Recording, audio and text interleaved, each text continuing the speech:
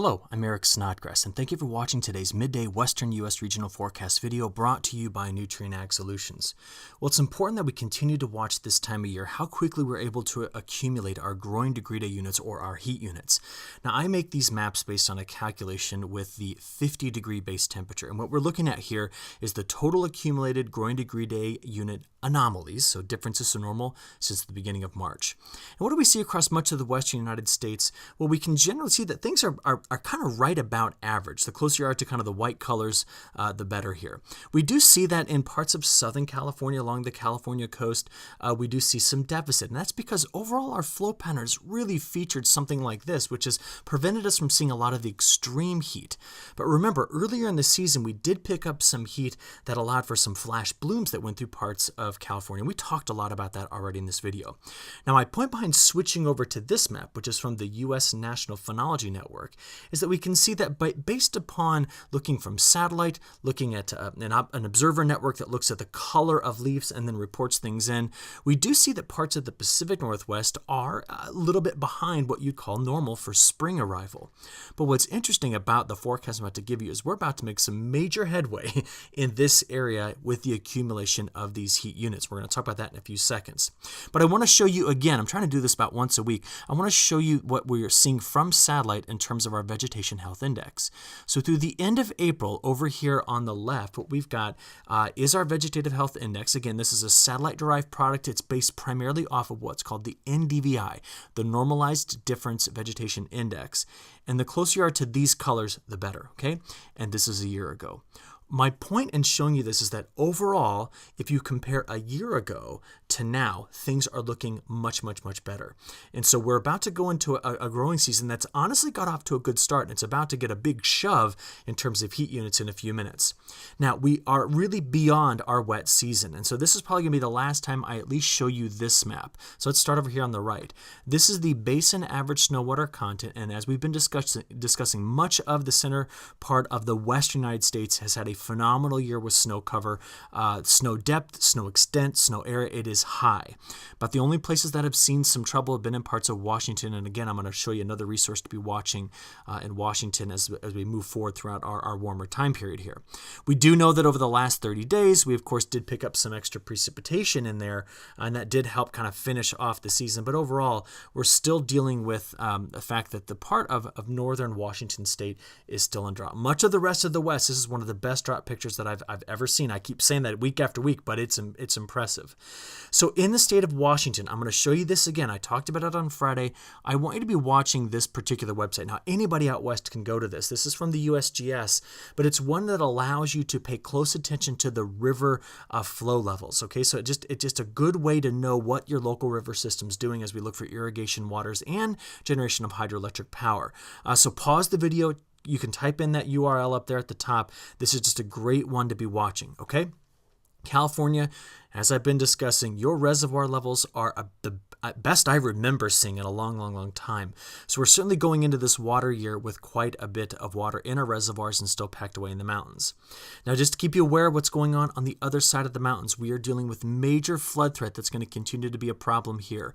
We are breaking records on the Mississippi River that were set in 1993, and our flood problems are nowhere near done, nor are our planting delays, which are ubiquitous across the midsection of the country.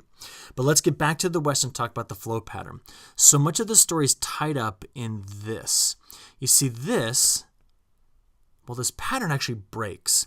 And we've got what's called a high over low pattern. Now, high over low pattern is a dry pattern for the western United States, especially the northwest United States. But the trough that we see digging in through here, which is going to light up the south central United States with a bunch of severe weather over the coming days, we're going to be seeing quite a bit of thunderstorm activity in our mountains. So with that deeper trough, we're destabilizing the upper levels of the atmosphere. So I'm going to be watching this area. I'll kind of draw the thunderstorm symbol in there for quite a bit of thunderstorms with this pattern. But along the west coast, In the Pacific Northwest, this pattern is one where things are relatively dry. Speaking of how dry they are, check this out. This is the next 10 days of total accumulated precipitation. We see that in Washington, Oregon, Northern California, big chunk of Nevada, Idaho, and even parts of Montana, things are relatively dry. We do have to deal with that trough that sits in through here that will be bringing in, even at some very, very high elevations, some snow, but a lot of thunderstorm activity here inside this region. And I will be showing you later on where we're getting this rainfall that might be moving through the southern half of California, maybe even bringing the chance of some rain into the San Joaquin Valley, which is normally quite dry here over the coming days. But outside of the west, the rest of the country is dealing with some very, very wet conditions over the next 10 days due to the flow pattern of the atmosphere I just showed you. So check it out. This is day 4 through 10. So we're just kind of trying to get a little bit of a longer term picture here. And we do see that much of the Pacific Northwest and much of Western Canada is relatively dry. And this does extend into the Corn Belt. But because the broader trough feature is going to be looking like this, you can see that we're going to be bringing in some upper level lows that are going to come into California, and they're going to get absorbed into the flow and kind of stretch through the Four Corner States, getting into the southern region. So I want to keep you aware of that longer term pattern right here. Now watch temperatures. This is what I wanted to get to, okay? You can see that through the next 5 days, that split flow pattern like this, that high over low pattern, that ridge over trough, look at the warmth we're going to be bringing into the Pacific Northwest. This is day 6 through 10. It just doesn't let go. Look at that. Very, very warm. But you will see as I show you day 11 through day 15, as the broader trough kind of sits in here like this. So that's what our flow pattern is going to look like.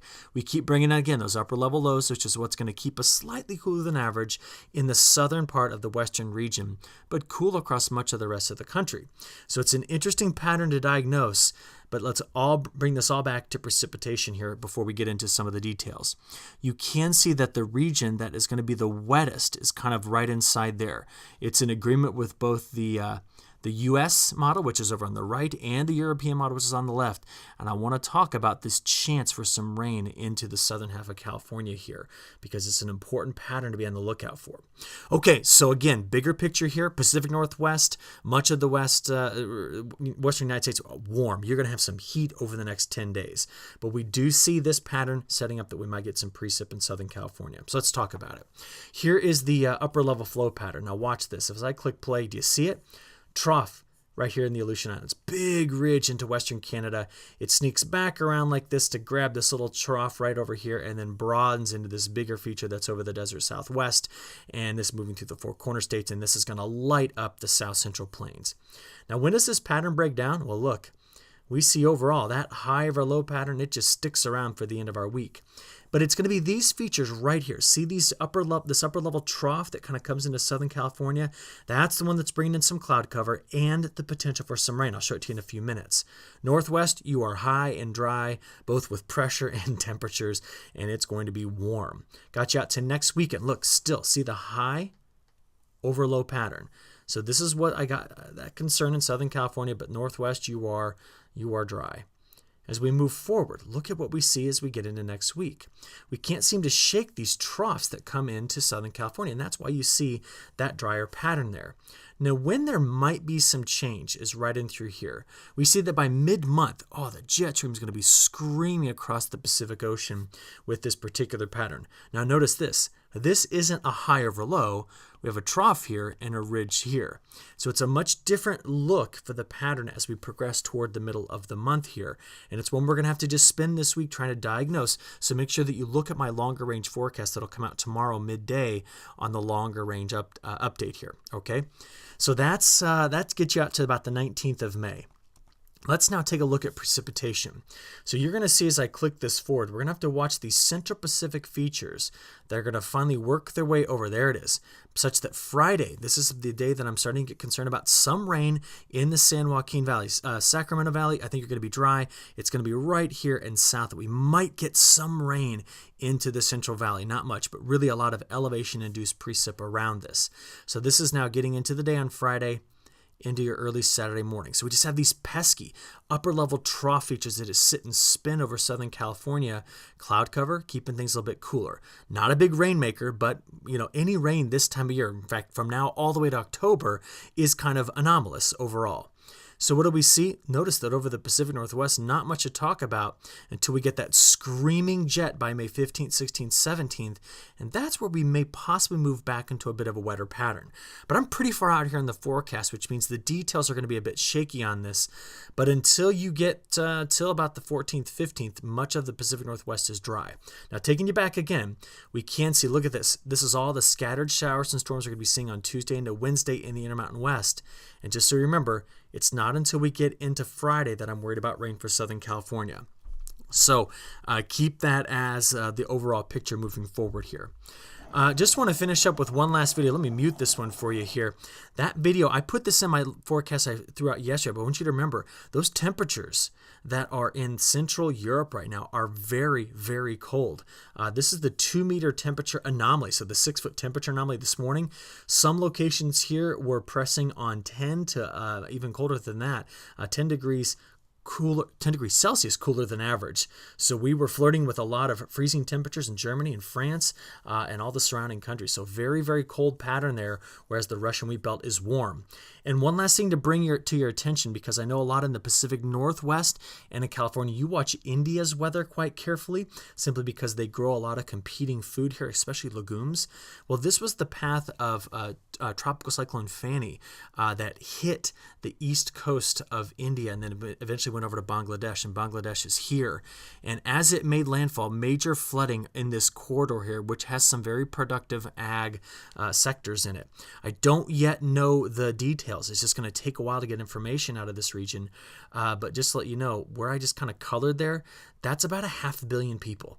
So this was a very impactful system, and I wanted you to keep aware of this because I know the competition between the global markets with what we grow in the Northwest, specifically in India. Okay, a lot to discuss there, but hope you found this informative and useful as you kind of plan out your next 10 days or so. With that, I'm going to wrap up this forecast video. We at Nutrien Ag Solutions hope you look forward to our next Western Regional Forecast video that'll come out on Friday morning. But please take time this week to visit back my.nutrienagsolutions.com to see the other content we'll be releasing this week. Have a great week, and we'll talk to you again soon. Thank you.